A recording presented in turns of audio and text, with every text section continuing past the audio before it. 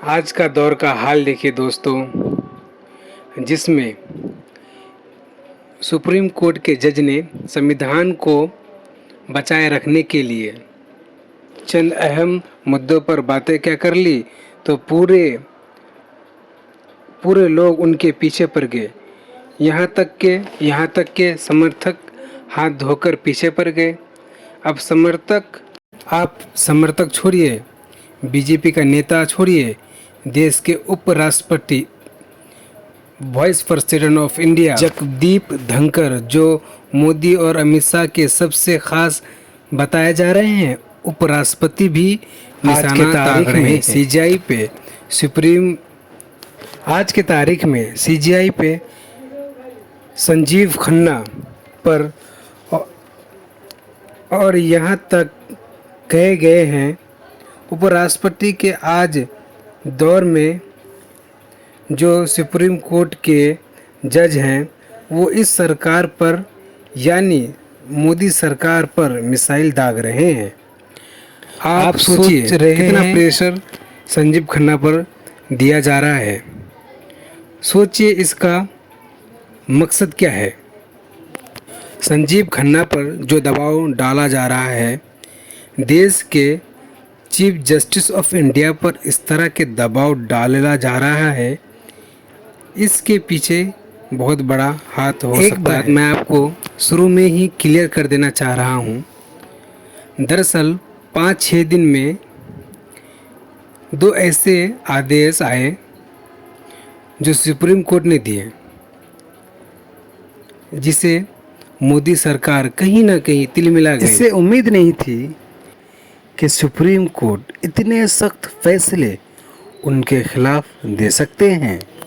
पहला जो आदेश था जस्टिस पारदीवाला ने तो मोदी के गवर्नर को ही बेनकाब कर दिया।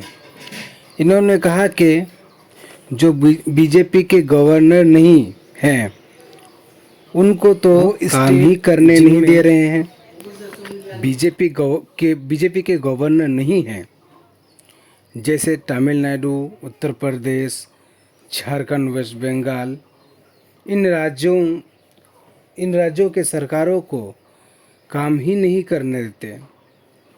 बिल पर बैठ जाते हैं, हर चीज़ में रुकावट पड़ जाते हैं। गवर्नरों के पैरों में बेड़ियां लगा के रख देते हैं। जस्टिस पारदीवाला ने राष्ट्रपति को नहीं छोड़ा। राष्ट्रपति को 3 महीने में बिल वापस लेना होगा। और अभी मोदी बौखला गए थे कि दूसरा आदेश आ गया। दूसरा जो आदेश था वो वक्फ कानून को लेकर था। जब वक्फ कानून मोदी और शाह ने पास किया तो उनको लग रहा था कि चीफ जस्टिस इस कानून पर इसे नहीं कर सकेंगे, लेकिन एक तरह से 3 नियमों पर अंतरिम आदेश हुआ है। सुप्रीम कोर्ट का एक तरह का स्टे हुआ है। 3 नियम पर ऐतराज़ था, जिस पर मुसलमानों को सख्त इस कानून को लेकर बहुत परेशान था। सुप्रीम कोर्ट के इन 3 अंतरिम आदेश को लेकर थोड़ा राहत मिला है। चीफ जस्टिस ने मुसलमानों को एक बहुत बड़ी राहत दी। और आज कपिल सिब्बल ने बहुत अच्छी बात बोली कि उपराष्ट्रपति अपने सीमा पार कर रहे हैं। कपिल सिब्बल ने एक और बात कही। इन्होंने कहा कि जब मोदी को फैसले पसंद नहीं आते हैं तब वो सुप्रीम कोर्ट को बदनाम करने लग जाते हैं। देखिए दोस्तों, अब जो बड़ा सवाल है वो क्या है? क्या सरकार वक्फ कानून पर जो सुप्रीम कोर्ट का चीफ जस्टिस का स्टैंड है, जो रुख है, क्या इससे नाराज़ है? क्या एक प्रेशर क्रिएट किया जा रहा है?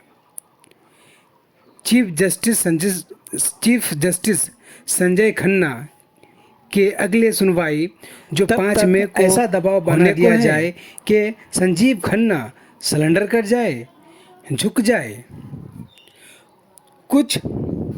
पिछले कुछ घंटों में कुछ इस तरह से सोशल मीडिया में बातें हो रही हैं